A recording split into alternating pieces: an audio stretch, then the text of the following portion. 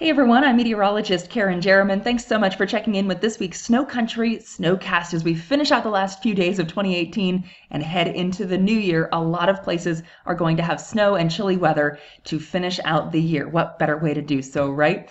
Looking at the season thus far, this is the snow overall that we've gotten since late September through the end of December, and a lot of areas have had a great season thus far, especially around the Rockies. You'll see some pretty deep snow there. The couple places where we are a little behind schedule, the upper Midwest and the Northeast. Good news is we've got a pretty big storm on the way for the upper Midwest, so those ski areas are going to be loving this forecast for the next few days.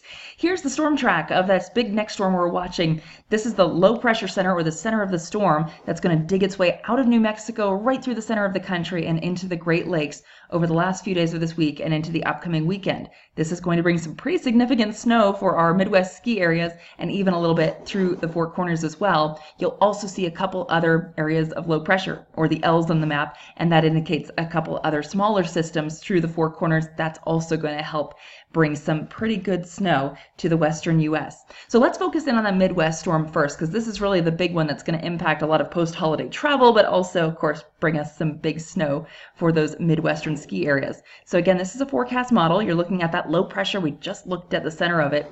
And to the north of that low, we're going to see a lot of snow, especially over northern Minnesota. Watch for some hot spots there for snow. We're talking anywhere from maybe 8 to 12 inches. This is another model forecast, and here's Minnesota. That pink stripe is upwards of, say, 9-10 inches plus.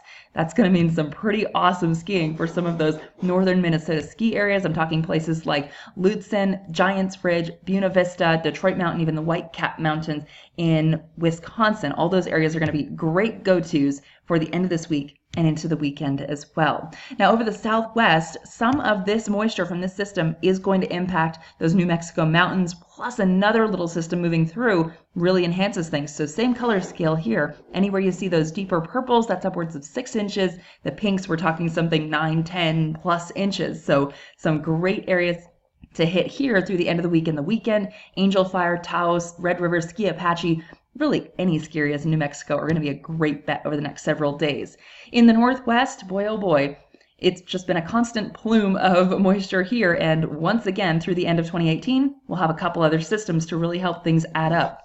So we're looking at anywhere of maybe a foot plus for a lot of the Cascades through Oregon, especially northern Washington and up into the coastal range of British Columbia. I would not be surprised at all to see some 2 to 3 foot totals at some of our highest peaks here. Again, this is taking us through the last weekend of 2018. So some good bets here. We're talking Shames, Whistler, Grouse, all great bets in British Columbia. As you head into the States, Mount Baker, Snoqualmie, Stevens Pass, Mount Bachelor, all going to be some really awesome bets through the last weekend of 2018.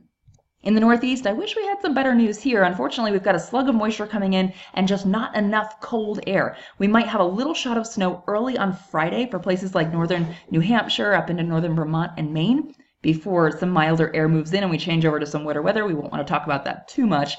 The good news is once this system comes through, some much colder air will wrap back in, especially to start the new year. So looking ahead to the mid-range outlook, first week of January, this is from the Climate Prediction Center. Anywhere you see blue, that's going to be a colder stretch. So some better news and hope for the Northeast heading into the new year. So with that, everyone, that's this week's SnoCountry SnoCast. As always, we appreciate you checking in. Be sure to check back in next week. We'll be tracking the best conditions across North America and the forecast for you right here on SnoCountry.com. Till then, have a safe and happy new year.